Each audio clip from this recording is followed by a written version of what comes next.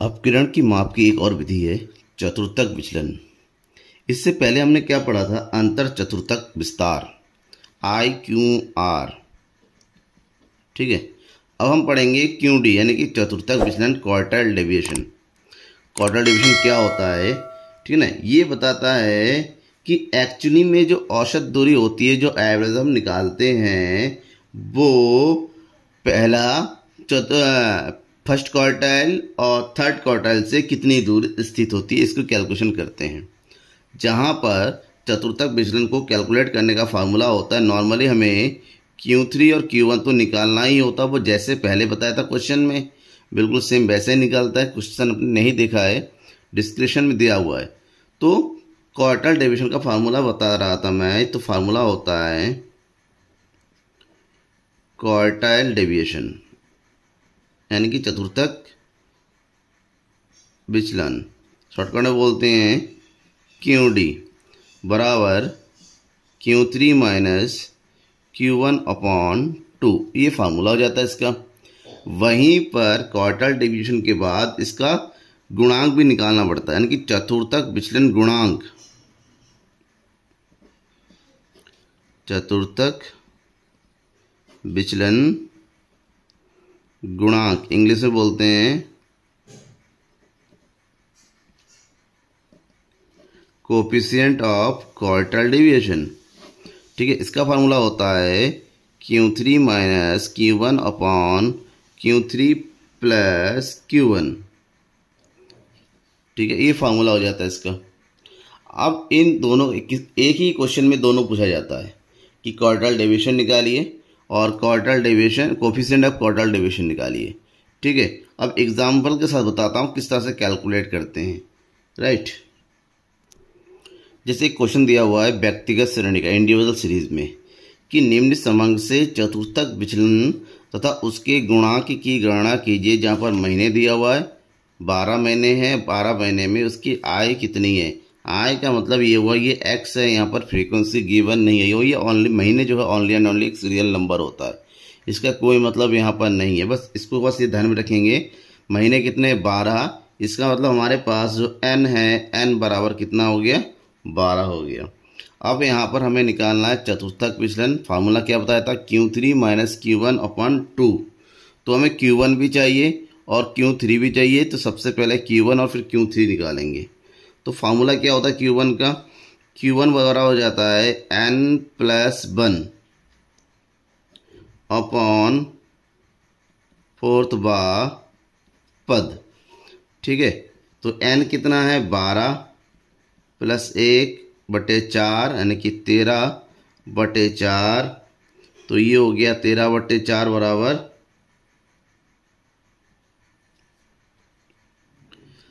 4 तिया 12, बचेगा 1, 4 दूनी 8, 4 पंजे 20, यानी कि 3.25वां पद। अब ये पॉइंट में आया तो हमें एक्चुअली में Q1 कैसे निकालेंगे? पूरा पूरा आता तो तीसरा हो जाता, चौथा, पांचवा, जो भी एक हो जाता, लेकिन पॉइंट में आ रहा है। तो पॉइंट में आने का मतलब ये हुआ कि यहाँ पर Q1 कितना होगा? Q1 बराबर हो जाएगा, ध्यान में रखिएगा, पॉइंट में 25वां पद। इसका मतलब ये हो गया 3.25, यानी कि तीसरा पद तो आएगा ही आएगा, यानी कि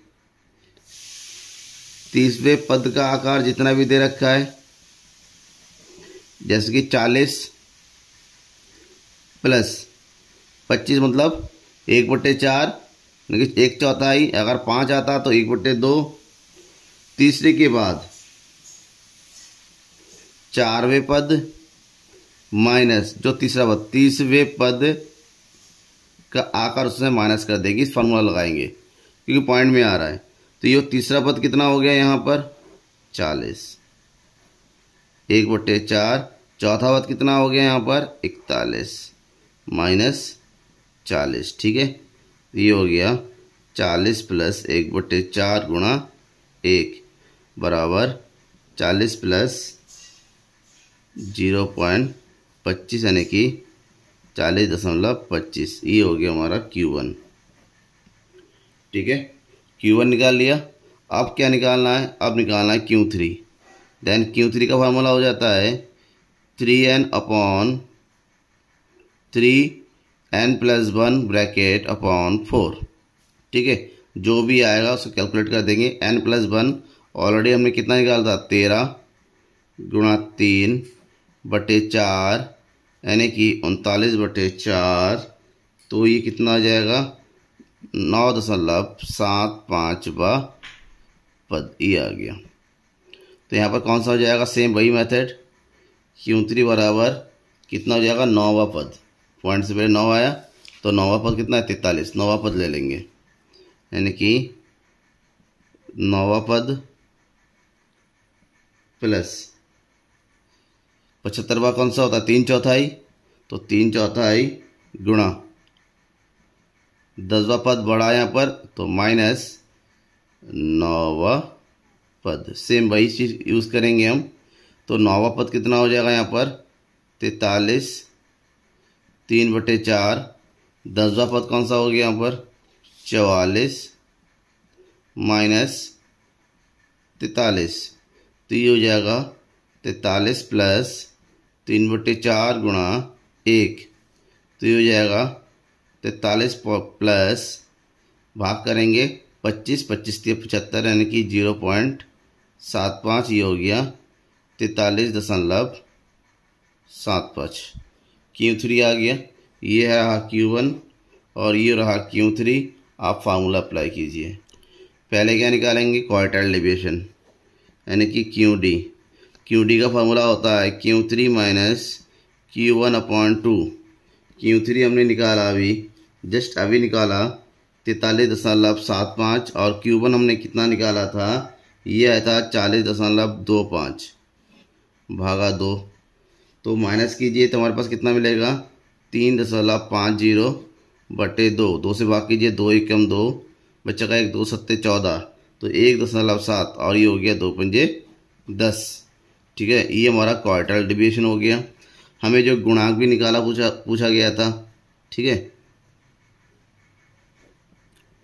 क्वार्टाइल डेविएशन का गुणांक भी पूछा गया था। फार्मूला क्या होता है इसका, Q3 minus Q1/Q3 plus Q1। तो गुणांक निकालेंगे, सेम वही फार्मूला लगाइए। Q3 है 43.75 माइनस 40.25 डिवाइडेड बाई 43.75 प्लस 40.25। ठीक है, ये आ गया। माइनस करेंगे तो यही आ जाएगा 3.50 और प्लस करेंगे तो ये आ जाएगा आपका 40, 43, 84। ठीक है, इतना आ गया। अब 84 से 3.50 को भाग करेंगे तो हमारे पास जो आंसर आएगा वो होगा 0.042। ठीक है, भाग करके देखेंगे तो यही सेम आएगा, यानी कि ये आएगा हमारा आंसर हो जाएगा कोएफिशिएंट ऑफ क्वार्टाइल डेविएशन। पूरा आंसर हो गया।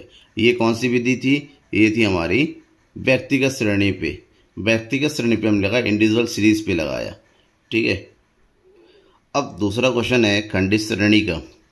जैसे कि हमने देखा था व्यक्तिगत श्रेणी में अगर पद व हमारा पॉइंट में आ रहा है तो उसकी कैलकुलेशन करना पड़ता है, बट डिस्क्रीट सीरीज में खंडित श्रेणी में ऐसा करने की जरूरत नहीं है। ऐसा इसलिए क्योंकि हमें सबसे पहले CF निकालेंगे, उसी में वो पद ढूंढ के मिल जाएगा, तो पॉइंट के बाद उसकी फुल कैलकुलेशन करने की जरूरत नहीं है।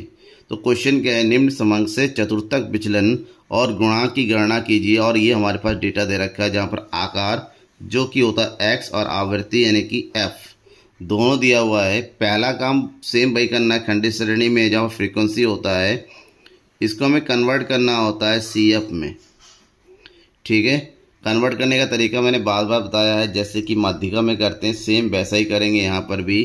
तो ये हो गया 2 और 9 को जोड़ेंगे, 2 9 11, 11 11 22, 22 और 14 35, 36, 36 और 20 56, 56 और 24 80, 80 और 20 100, 100 16 116, 116 और 5 121 और 121 2 123।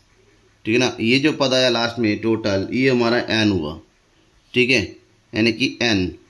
तो n बराबर हो गया 123। और क्वार्टाइल डिवीजन निकालने का फार्मूला क्या होता है, Q3 माइनस Q1 अपॉन 2। इसका मतलब हमें Q1 भी चाहिए Q3 भी चाहिए, तो पहले Q1 निकालते हैं। Q1 बराबर n प्लस 1 अपॉन 4, तो ये हो जाएगा 123 प्लस 1/4 बराबर 124/4, तो पूरा पूरा आ गया। 4 तिया 12, 4 एकम 4 यानी कि 31वां पद। अब 31वां पद कहाँ पर है वो ढूंढिए। ये 22 और ये 36 यानी कि 23 से लेकर 36 तक यहाँ पर है, तो ये हो गया हमारा 31वां पद। दैट इज 31वां पद CF 36 में है, अतः Q1 बराबर कितना हो जाएगा, 8 हो जाएगा। ये हो गया 8, राइट। अब हम क्या निकालेंगे, Q3 निकालेंगे। तो Q3 बराबर फार्मूला क्या होता है, 3n प्लस 1 अपॉन 4। तो 3n है 123 प्लस 1/4, तो कितना आ गया ये हो जाएगा हमारे पास 3 गुणा 124/4 बराबर 3 गुणा 31 बराबर 3 एकम 3 और 3 तिया 9 यानी कि 93वां पद। 93वां पद। और 93वां पद कहाँ पर स्थित है, देखिए यहाँ तक 80 है, ये 100 है, यानी कि इसमें स्थित है। तो लिखेंगे 93वां पद CF 100 में है, अतः Q3 बराबर कितना हो गया, 14। बिल्कुल सिंपल हो गया क्वेश्चन। Q1 भी आ गया 8, Q3 आ गया 14। अब डायरेक्ट निकालिए क्वार्टाइल डिवीजन, चतुर्थक विचलन। इसका मतलब ये हुआ चतुर्थक विचलन क्वार्टाइल डिवीजन बराबर हो जाएगा Q3 माइनस Q1 अपॉन 2। ये हो जाएगा 14 माइनस 8/2, यानी कि 14 में से 8 गया बचा 6/2 बराबर हो जाएगा 3। ये हो गया पहला आंसर। अब हमें क्या निकालना है, गुणांक। ठीक है, चतुर्थक विचलन गुणांक। तो यहाँ गुणांक बराबर हो जाएगा Q3 minus Q1/Q3 plus Q1। तो ये हो गया 14 माइनस 8/14 प्लस 8। 14 माइनस 8 यानी कि 6 और 14 प्लस 8 यानी कि 22। 22 से 6 को भाग कीजिए, यह आ जाएगा 0.273। ये हो गया हमारा आंसर।